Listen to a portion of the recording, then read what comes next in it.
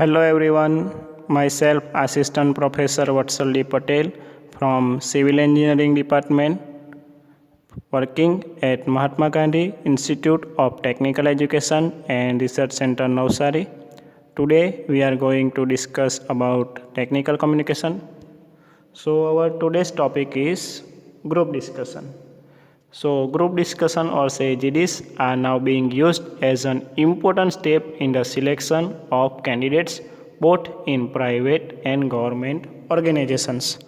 So what is group discussion? Group discussion is a systematic oral exchange of information, views, ideas and opinions about a particular topic. Nowadays, the importance of teamwork and group communication has increased in almost all the technical fields. This is why most organizations now search for such people who can interact successfully in group. In group discussion, particular number of people meets face to face to interact.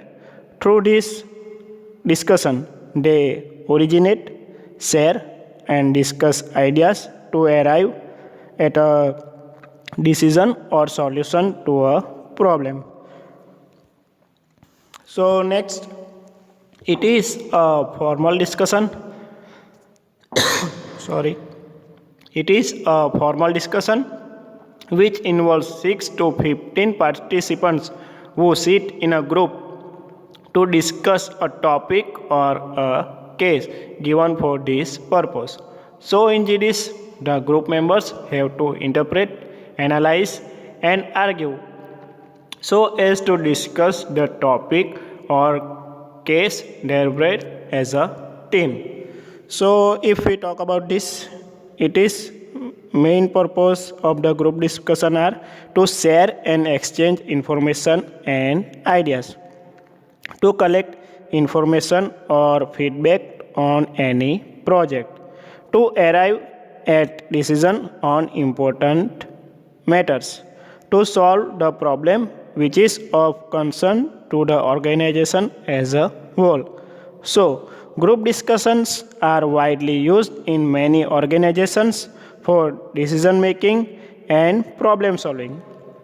Group discussions are used widely as a personality test for evaluating several candidates simultaneously. They also help to select candidates for a final interview, especially in a service sector, and to select students for admission to professional institutions. So if we talk about organization, in organization, the group discussion take place in order to make decisions or to solve problems. Here, members of a particular organization meet together and discuss the given problem. Organizational group discussion avoid critical thinking and open inquiry. It is just an effort to discuss a problem with the help of members to find a solution. So let us see difference between GD and debate. So in a debate, you are supposed to speak either for or against a motion.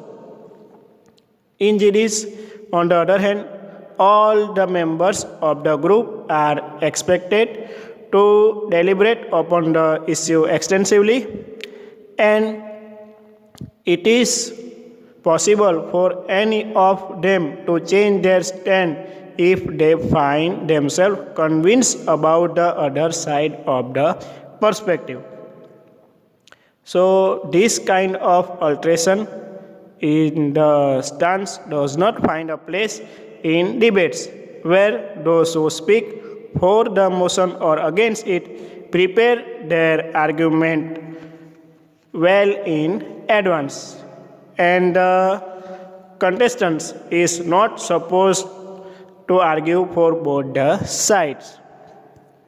So now let us see various personality traits which are very essential in case of GD. So first one is a team player. So team player ability is the main one. Like manager always work in team. Single-handedly he cannot do all the things. Next is reasoning ability. So expressing your idea and opinions are the main one. GD should not be based on reasons or any assumption. Your opinion and idea should matter first. Next is leadership. So it is mainly to get the conversation towards the goal of the GD. Next is flexibility. So here flexibility means open to others' idea. Like GD should never be start with the stand or conclusion. There should be flexibility of sharing the ideas. Next is assertiveness. So assertiveness is not aggressiveness. Okay, like forcing one point on others. It is about the body language, which should not be the negative, should be positive. Next is initiative. So you will never get a second chance to start again. So be careful and be sure what you talk at the start of the GD. Next is creativity. So creativity means how you put new ideas in GD.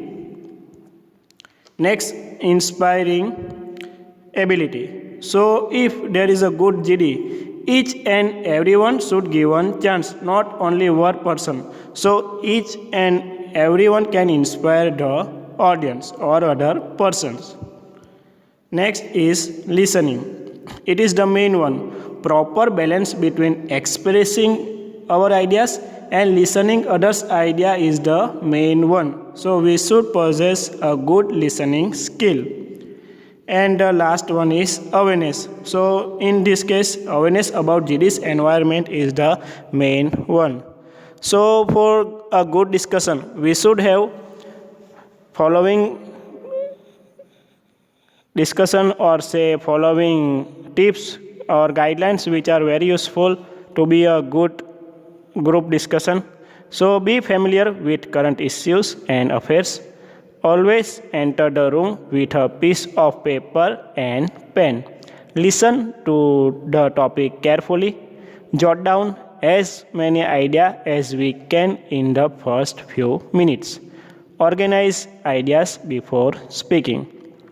Don't speak just for the sake of saying something. Keep track of the time. Have an open mind and listen to others' view. Do not interrupt anyone while he or she is speaking. Maintain eye contact while speaking and listening. Use tact, humor, and wit. Motivate other candidates to speak. If discussion gets chaotic, take the initiative to restore order by providing a fresh direction. Try to reach to a conclusion within the specified time. So next we will see the phases of GD, which are mainly initiation, body, and summarization. So people play various roles in a group. All the group discussion participants also play different role in a group discussion. So it is mainly according to the seeking information. Like the participants seek information by asking question, doubts, and problem. Then giving information or opinion. Like group discussion participants play an active role in a group discussion by giving or providing information, judgment, and opinion about an issue. Next is summarizing. There are many participants who play an important role in summarizing the discussion. Next, evaluating. The participants evaluate each other's ideas and then take appropriate decisions. And next one is coordinating. Coordinating is crucial to succeed in group discussion. Many group discussion participants play a role of coordinator or moderator. Okay, so next we will see types of GD. So first one is topic based, in which First one is factual topics. So in this, it includes facts which is related to day-to-day socio-economic factors or say environmental issues. Next is abstract topics which are given at higher levels which require innovative and logical or say lateral thinking. For example, if the topic is blue is better than green or say money makes you poor. And last one is controversial topics. So name already defined, it includes controversy. So in this we try to observe maturity level of participants on that issue because all have different opinion for this topic. So in this, because of topic, GD may convert into the debate. And the next type is case based. In case based, case study are there which are real life situation. Next we are going to see presentation skills. So when you meet a group of people or talk about a new product, idea, topic or piece of work, it is called a presentation. So if we talk about it, presentation is to explain in a systematic way which should have a formal touch. For every kind of profession, giving presentation has been crucial. There will be different situations in which you need to give presentation in different manners and at the same time you should sound being effective. Presentation is not only limited to deliver our ideas or thoughts orally, but when you are to write something in a systematic manner, there too a sound presentation skill is required. In both the types of communication, some special set of skills is required. While presenting in writing, certain technicalities are to be followed. To be an effective oral presenter, one requires practicing more and more. An effective presentation is the one that makes the best use of the relationship between the presenter and the audience. It takes full consideration of the audience need in order to hold their interest, develop their understanding, inspire their confidence, and achieve the presenter's objectives. So, points are to be noted to when preparing for a professional presentation we are going to see here. So, in this case, planning is main like occasion, audience, purpose, thesis, and material. Then outlining and structuring like introduction, main body, and conclusion. Next, choosing the mode of delivery. Next, body language and voice. And the last one is visual aid. So, this refers to the objective for which one makes presentations. This means the purpose or the reason for presentation. The chief objective, however, is to reach the understanding of the audience being addressed. Based on the purpose, one can plan and content the amount of presentation. The purpose decide whether the audience will participate in the interaction during the presentation. There are situations when you require to have detailed knowledge of the subject you are discussing, as the audience may ask you their queries related to that subject matter and you need to satisfy them. So, some general purposes are there in presentation, like first one is giving information. This includes informing the audience about what they are unknown of. It may be some new policy and product or some new arrivals. Next is passing the instructions. This refers to explaining some procedure of doing some activities and designing to work on targets. Next is persuading. This objectified, leading the audience to take some particular action. And last one is inspiring, motivating, or say influencing. Like this includes motivating the team members, imparting confidence in them, and communicating to share support. It also includes the leading the team. So, for planning a group presentation, various factors which should we are covered like occasion, audience, purpose, thesis, and material. So, audience means the community of people being addressed, and venue means the tangible place where presentation is to take place. Audience refers to who is attending the presentation, and venue refers to where the presentation is to hold. Before making presentation, one requires to have true knowledge about the audience with whom he or she is to interact and the place where he or she is to deliver the presentation. On the basis of general topic, audience can be analyzed with the help of one who feels confident at the time of delivering presentation. So ask yourself, how much will your audience already know about your topic? How can you link new material to things they might already understand? Will you need to win them over or to a particular point of view?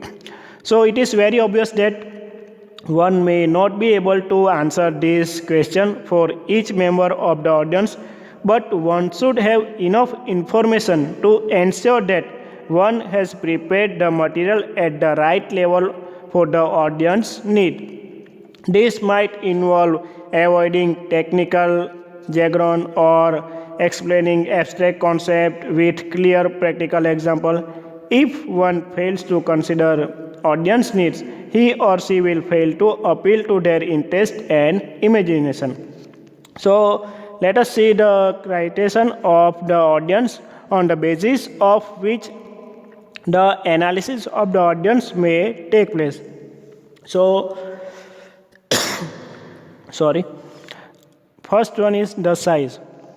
The size of the audience will give you the idea whether you need to raise or lower down your volume, or as you need a mic so that you can audible to your audience. Second one is the gender. The gender of the audience will help you offer examples and collecting data and material if you have to deliver presentation on the topic they are concerned with. Next is the age group. The age group of the audience may help you to choose the techniques, language, and example you are using to address them. Next is the level of knowledge on the topic. So, the level of knowledge on the topic will help you estimate the requirement of the material to be served. Next is the language.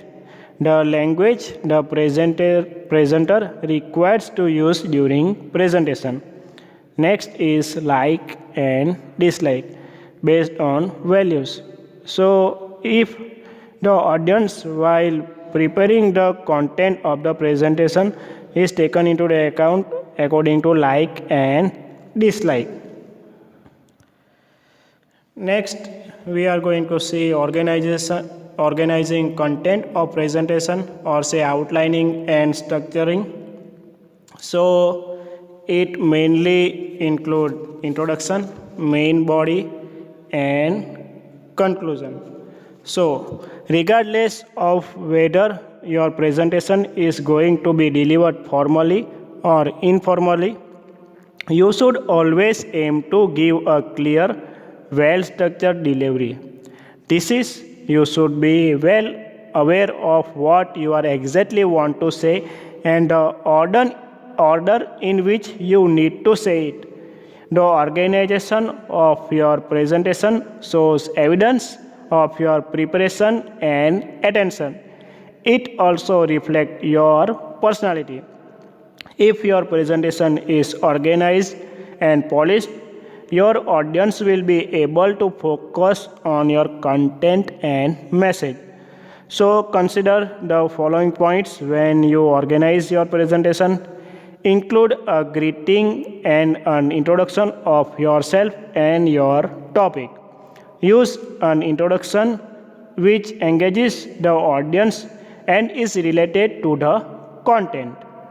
Get the audience interested. You may also involve them by asking some question related to the topic to be discussed in introduction itself to check their level of knowledge.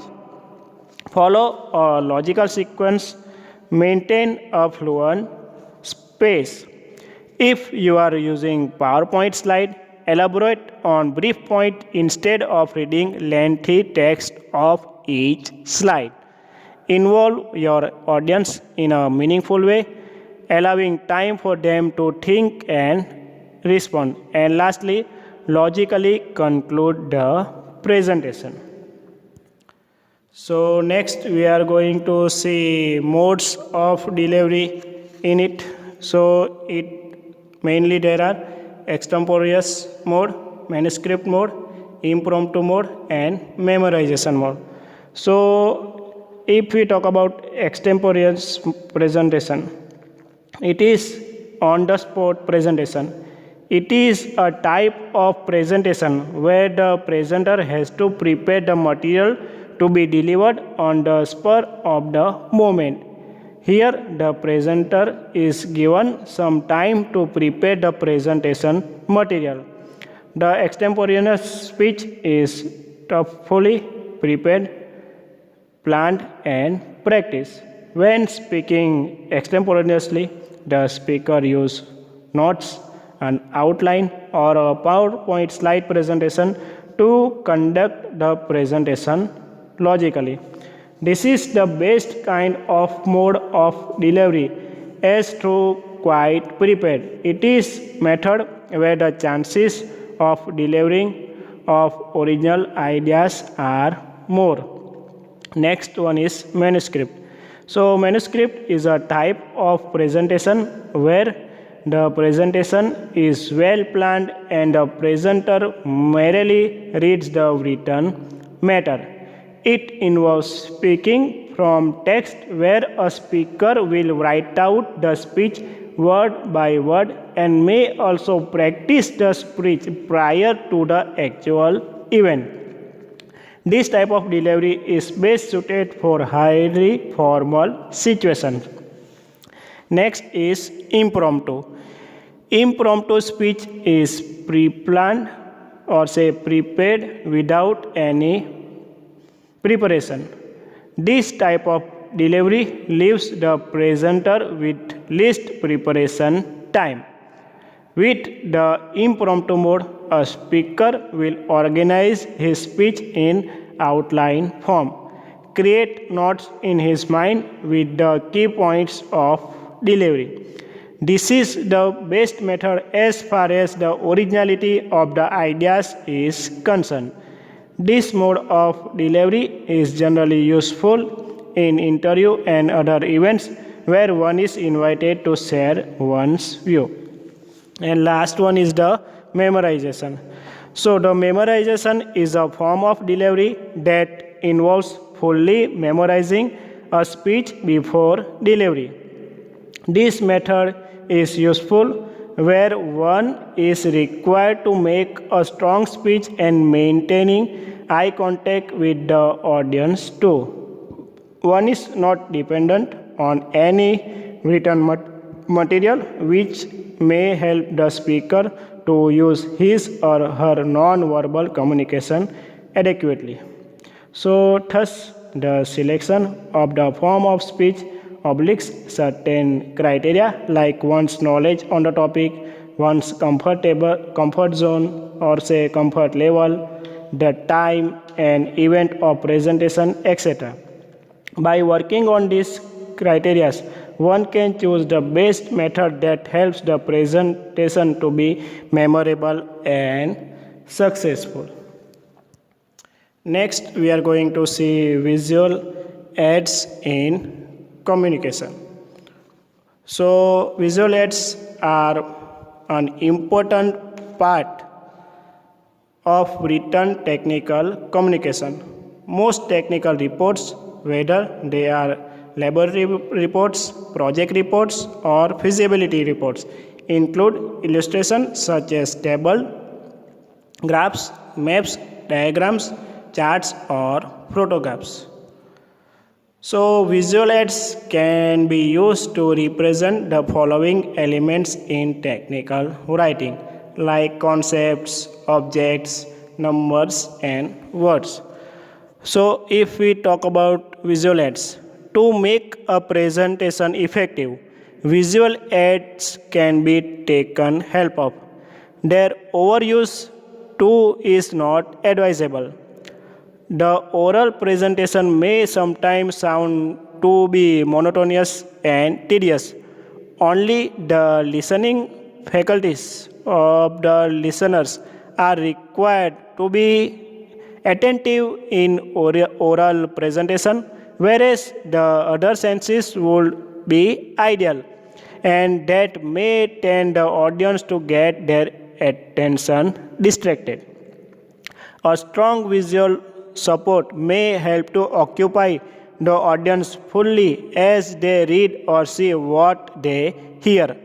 The other advantage of such visual is whatever point the presenter is discussing goes straight into the minds of the audience as they read or see the same piece of information. Visual aids like handouts, chalkboards, overhead projectors, slides, computer, LCD projector, charts, tables, figures, graph, picture maps, signboard, etc. are used. It may deliver the message more accurately and instantly than the oral explanation. Moreover, the chances of some information to get missed can also be lessened. So let us see various advantages of visual aids. So arouses interest and focus on essential, leads render reader to quicker comprehension, support and enforces words, saves much time and effort in explaining and interpreting complex idea, simplifies numerical data, emphasizes and clarifies certain facts and relationship, makes the description vivid and eye-catching, renders a professional flavor to the communication. So here I end my session.